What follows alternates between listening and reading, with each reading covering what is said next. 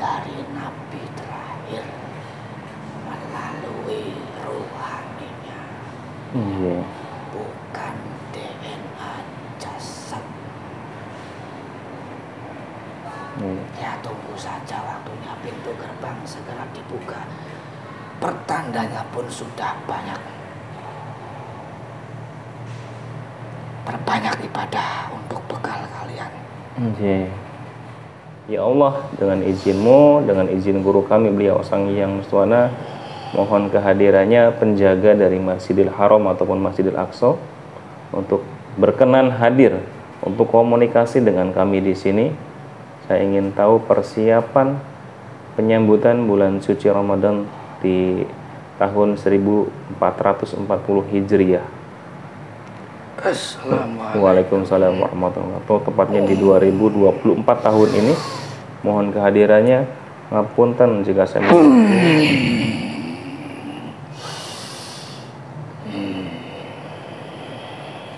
jika bangsa jin fasik, siluman iblis yang masuk mediator otomatis akan hancur seketika. Karena nih jujur energinya lumayan.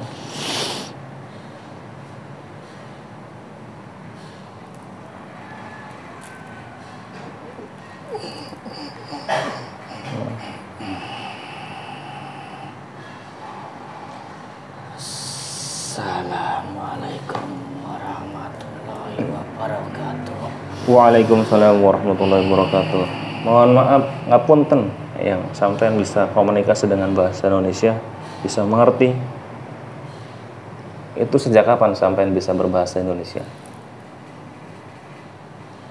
Bahasa kami 1000 bahasa. Di negeri Arab sana banyak orang-orang kalian, orang Indonesia. Dan bangsa kami pun sudah membaur dengan orang-orang kalian. Matur nuwun. Ketika kita masuk ke jasadnya orang Indonesia, sudah otomatis bahasa Indonesia.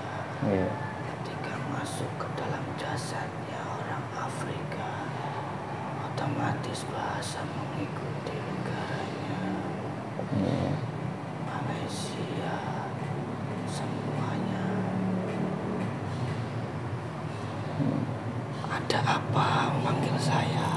Ya mohon maaf jika saya mengganggu. Mohon maaf, jenengan itu dari golongan apa? Jin atau siluman atau dari si apa? Jin. Sampean asalnya dari mana ya? Gunung Tursina. Mohon maaf suaranya bisa diperbesar sedikit lagi. Dari Tursina. Ini saya kan ingin tahu kegoiban yang ada di Masjidil Haram atau di Madinah untuk menyambut bulan suci Ramadan yang sebentar lagi menghitung hari ya, menghitung mundur 6 hari ataupun berapa hari lagi nunggu hilal, nunggu informasi dari MUI yang ada. Kalau kita di Indonesia, kalau di Madinah ataupun Masjidil Haram ya dengan aturan yang berbeda, dengan penentu yang ada di sana sebagai yang bertanggung jawab. Untuk penyambutan di 2024 ini, di 1440 Hijriah, Ramadan yang sekarang, ada penyambutan seperti apa?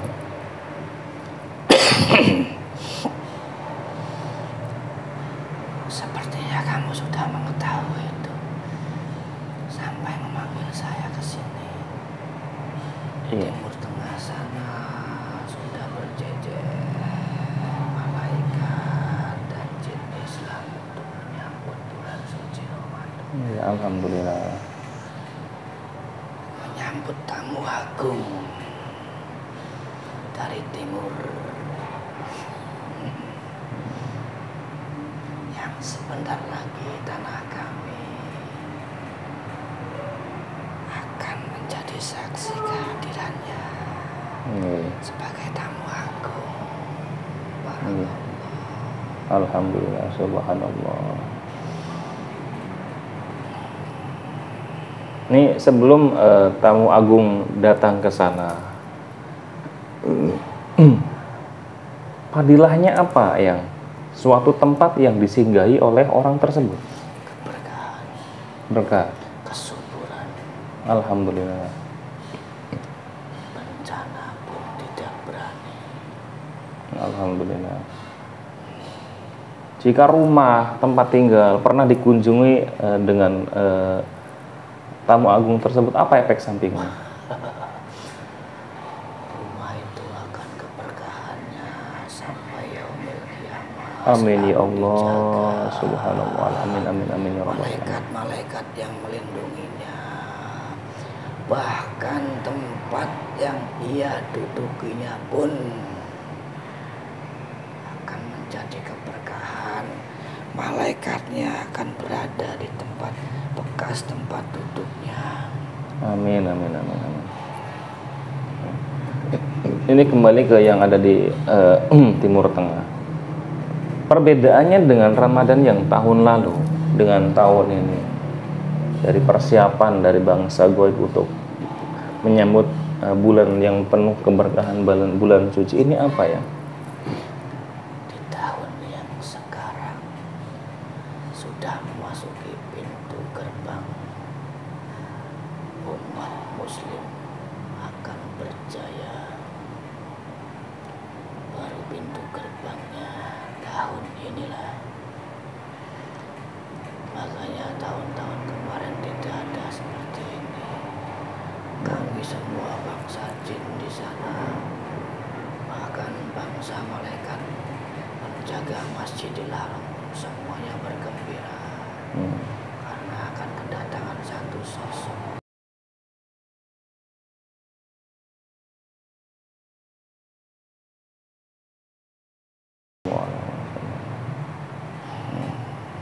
Nah itu ini kan masih dalam bentuk rahasia. Ya, Itu dari daerah mana? Asia kah? Dari Afrika kah? Atau dari daerah mana? Kita nggak usah menyebutkan asalnya dari mana. Cukup Asia atau dari Afrika atau Eropa. Karena itu kan masih rahasia Allah. Asia bagian timur. Orang timur kulitnya sama seperti kalian. Tingginya pun sama, tidak terlalu tinggi. Wajahnya sejuk. Alhamdulillah. Aroma tubuhnya pun dari jarak sini tercium. Masya Allah. Nah, di saat kita ingin bertemu dengan sosok tersebut, apa kita bisa membedakan orang yang satu dengan yang lain jika kita berpapasan di tempat yang umum? Apalagi nanti mungkin banyak nanti yang bertemu dengan beliau di di Madinah atau di Masjidil Haram. Untuk menyadarinya gimana agar kita itu tahu bahwa itu sebagai tamu agung? Tidak bisa untuk orang-orang awam, tapi orang-orang yang ahli Quran itu bisa. Ada beberapa di sana yang di Madinah mengetahui ciri-cirinya, mengetahui silsilahnya, dan mengetahui cahaya-cahayanya. Itu tidak akan bisa dilihat sama orang-orang biasa. Mereka pun bukan orang biasa yang melihatnya. Memang orang-orang yang sudah ditunjuk Allah Subhanahu wa Ta'ala.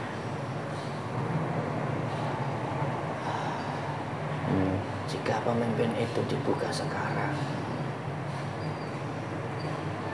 umat manusia pun belum tentu menerima semuanya. Banyak orang-orang munafik yang tidak menerima.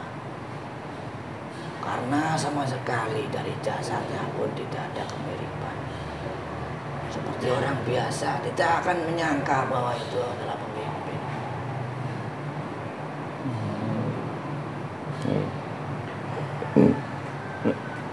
Karena yang ada di bayangan kalian adalah sosok yang luar biasa. Yang menaiki kuda, yang berjubah, yang membawa tongkat. Tidak. kalian akan berbanding terbalik. Belum tentu semua umat muslim menerima.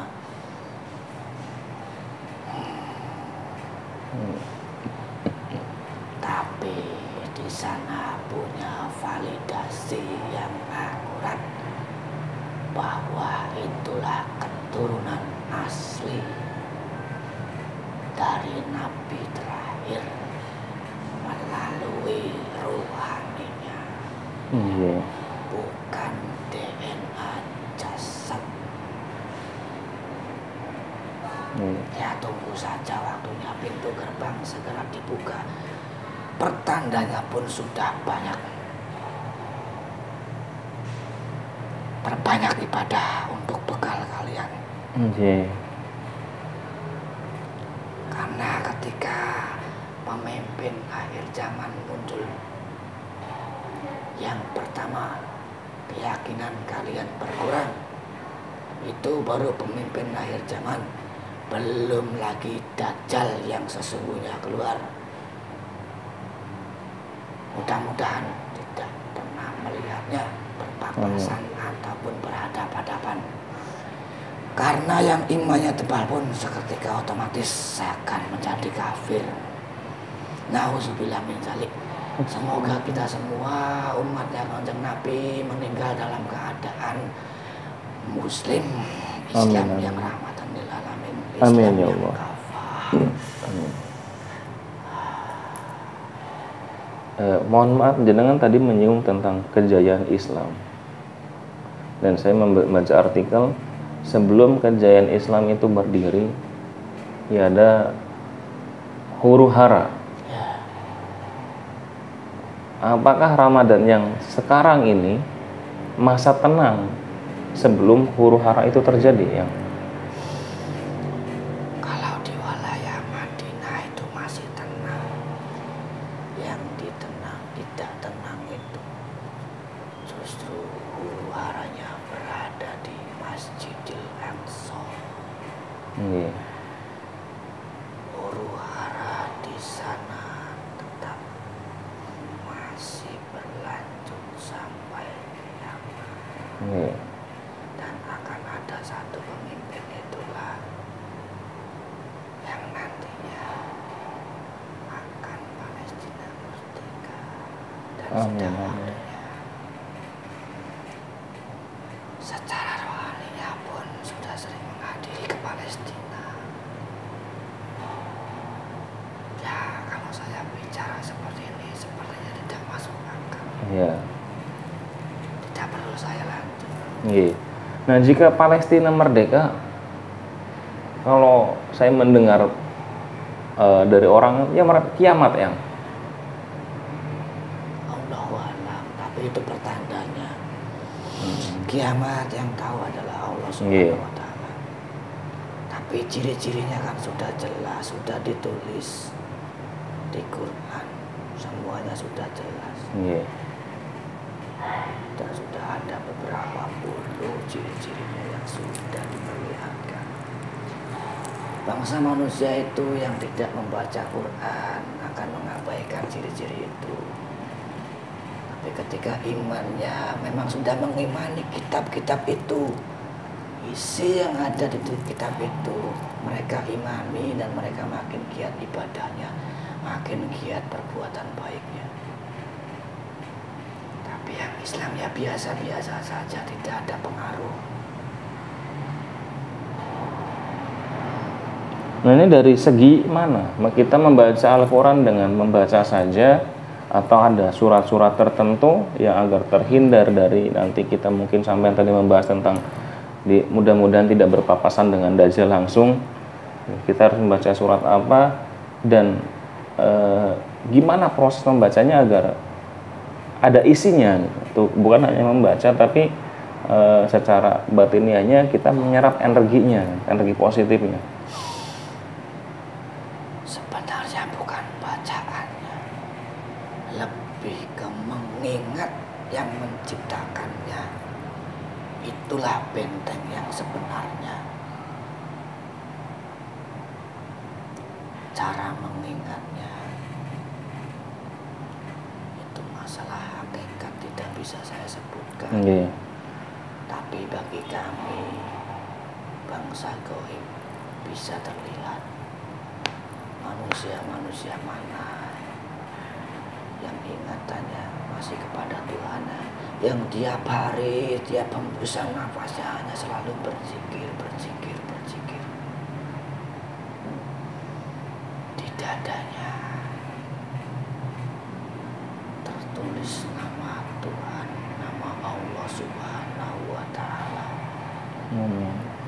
Di keningnya terlihat jelas nama Allah Subhanahu wa Ta'ala. Bangsa kami bisa mengenalinya, dan itulah benteng yang sekuat-kuatnya untuk Dajjal. Jadi bukan doa apa saja. Ya memang ada doanya. Ketika kita sujud tahiyatul akhir,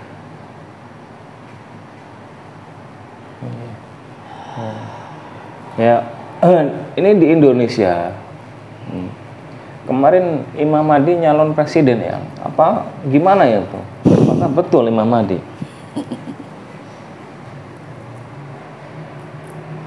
Imam Mahdi itu dibaiat di Madinah. Tidak ada urusan dengan politik. Ya mereka lah yang akan mempertanggungjawabkan nanti di akhiratnya. Mereka membawa umat, membawa jamaah. Nauzubillah min dzalik. Jangan mendahului Allah. Kita itu hanya manusia biasa. Ya, saya juga belum tahu Imam Mahdi itu siapa. Itu rahasia Allah. Dan tamu agung yang sampean sebutkan juga saya juga tidak tahu siapa. Dan ya mudah-mudahan kita masih dalam ruang lingkupnya, masih dalam satu barisannya tamu agung tersebut. Ya Allah bisawab, barisan yang seperti apa itu ya Allah yang tahu. Nah, kembali ke Masjidil Haram atau sama Madinah.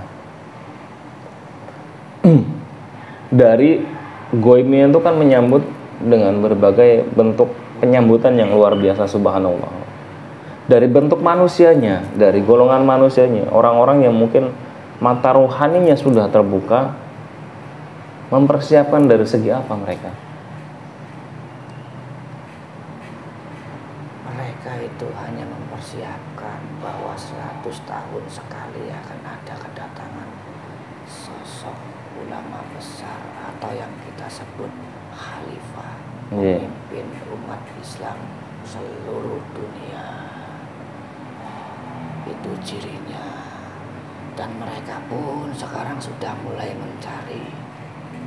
Persiapannya mereka adalah memperbanyak ibadah dan mempertajam mata rohaninya, supaya ketika bertemu dengan satu sosok itu, entah sewaktu ibadah haji atau sewaktu ibadah umroh, akan terlihat satu sosok yang berbeda, yang ketika kita melihatnya jasadnya dipenuhi dengan cahaya, wajahnya yang dipenuhi dengan bersinar cerah. Itu yang dari bangsa manusia ciri-cirinya. Ketika mata batinnya sudah terbuka, jadi tidak ada penghalang antara batin dan batin untuk melihatnya. Dan mereka lah imam-imam masjidil yang akan mengetahuinya. Bukan imam masjidnya, tapi pemimpin Masjidil Haram. Dari para syekh-syekh, para ulama-ulama besar, mereka sepakat untuk tahun ini pertandanya sudah jelas, jadi mereka sudah mempersiapkan kedatangannya, entah tahun ini ataupun tahun depan, Allahu a'lam. Yang jelas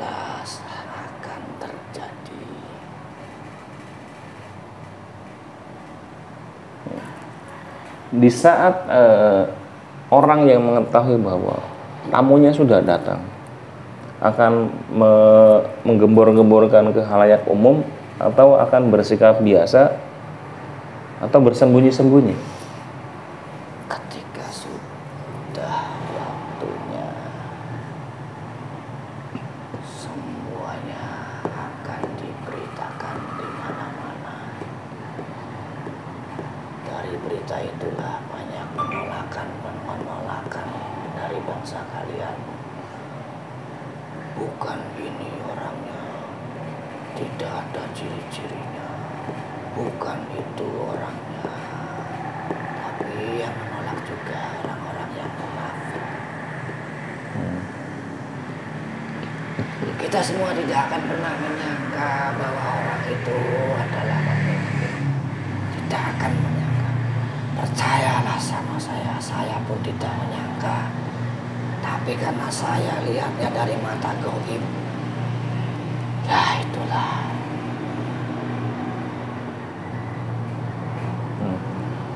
Mata kalian tertutup hijab, sehingga di hati kalian keyakinannya makin meluntur. Bukan dia orangnya, bukan dia orangnya.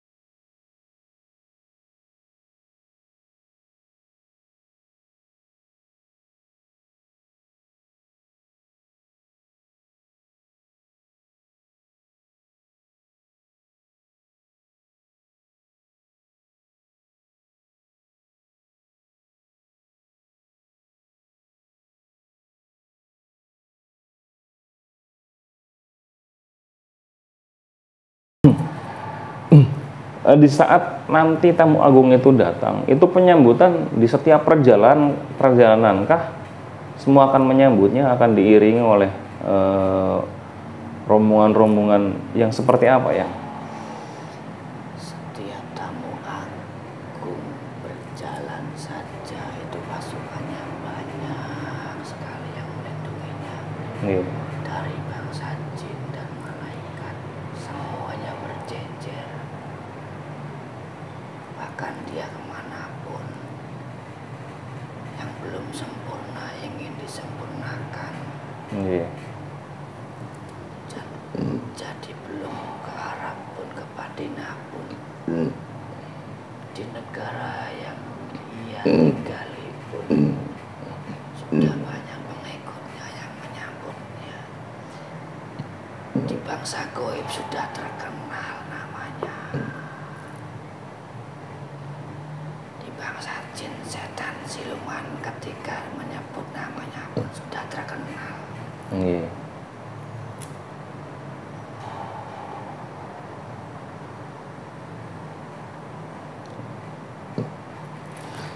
Kalau bangsa kami menerima kehadirannya, yang tidak menerima itu dari manusia. Anehnya, mereka menunggu, tapi ketika datang menolak.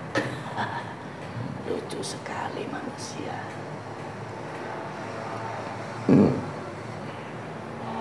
Nah, apakah nanti di saat beliau diangkat, tamu agung itu diangkat, banyak pengikutnya yang membelot atau gimana ya? Banyak sekali. Itu membelotnya dari kenapa? Keyakinannya, karena terlihat dari ciri-cirinya bukan dia. Karena yang mereka ketahui ciri-cirinya adalah yang mereka baca saja. Secara syariat, secara hakikat mereka tidak tahu. Berarti masih mending jadi orang yang bodoh saja ya? Ya, kalau orang bodoh itu nurut, selamat. Kalau orang pintar membantah, tidak selamat. misalkan saya, mohon maaf. Nggih. Jika kamu misalkan saya sebut bodoh, tapi kamu nurut kepada saya di sholat 5 waktu, walaupun niat sholatnya belum karena Allah, tapi masih karena disuruh, itu masih selamat. Tapi kalau menasihati orang yang pintar, mereka menolak karena mereka merasa sudah pintar.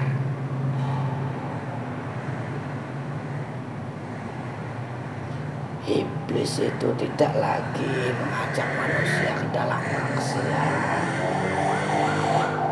Justru iblis itu bekerjanya mengajak manusia itu beribadah.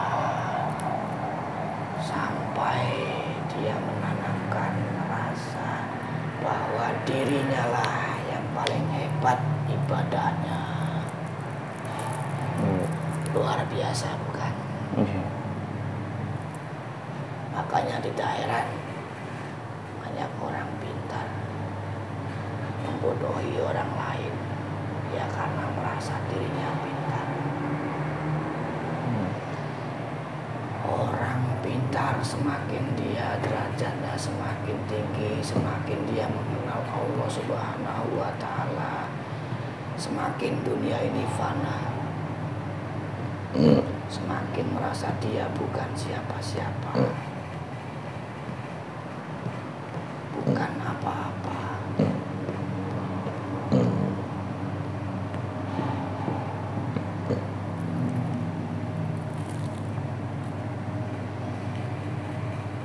Beruntunglah yang sudah ikut di barisan beliau. Pertahankan dan sungguh-sungguhlah. Jika belum menemukan, carilah. Minta sama Allah Subhanahu wa Ta'ala supaya diberikan jalan, sehingga dipertemukan dengan ajaran beliau ataupun dengan beliaunya.